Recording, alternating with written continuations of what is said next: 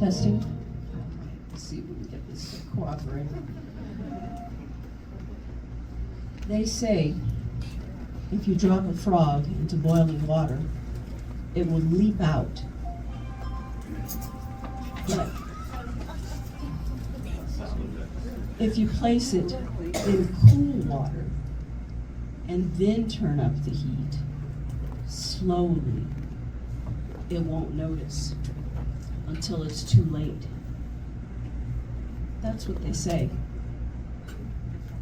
But it isn't true. Because when the frog feels the heat, it fights to get out. And I was that frog. I met him in my early 20s. Polite, hardworking. Some might even say handsome. He went to church every Sunday. And most importantly, he wanted me. When my family frowned at my choices, he stood by me. Together we built our version of the American dream. 3 kids, trucking business, a little house in the suburbs. It looked perfect. Then came 2007. Diesel prices soared. The housing bubble burst. And in one cruel sweep, we lost everything. The yelling started, the intimidation, and suddenly the heat was rising. No pit is so deep that he is not deeper still. With Jesus, even in our darkest moments, the best remains, and the very best is yet to be. I clung to that. But the nights grew darker, pinning me down, spitting, teeth on my nose, threats to burn the house.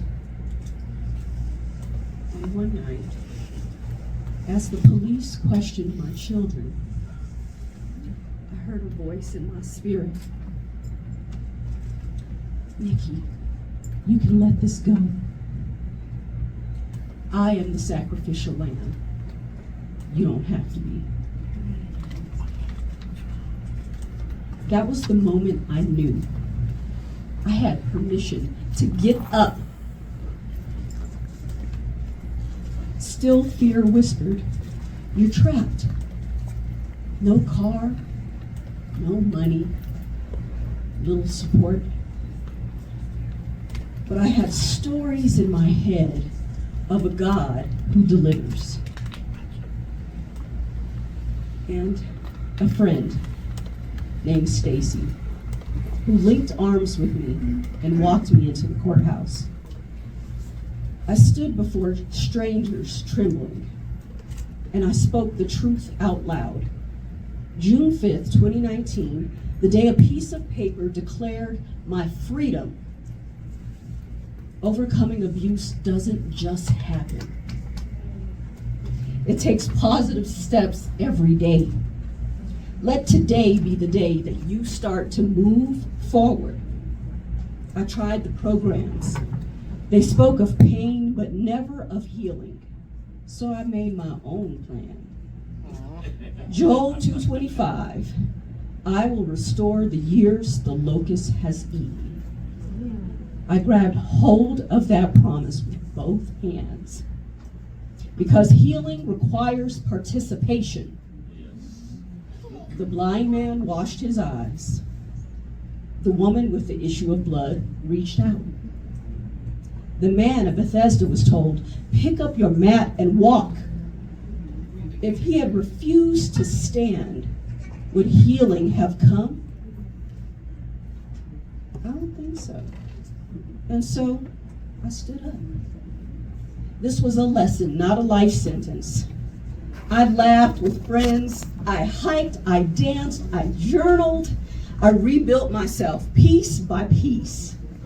And then years later, I met David.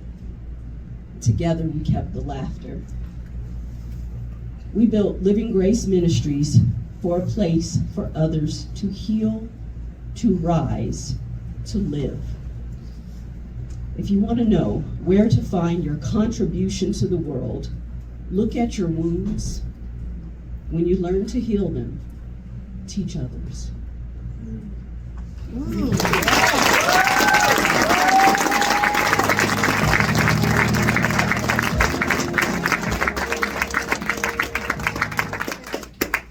Can we turn this mic on? Okay.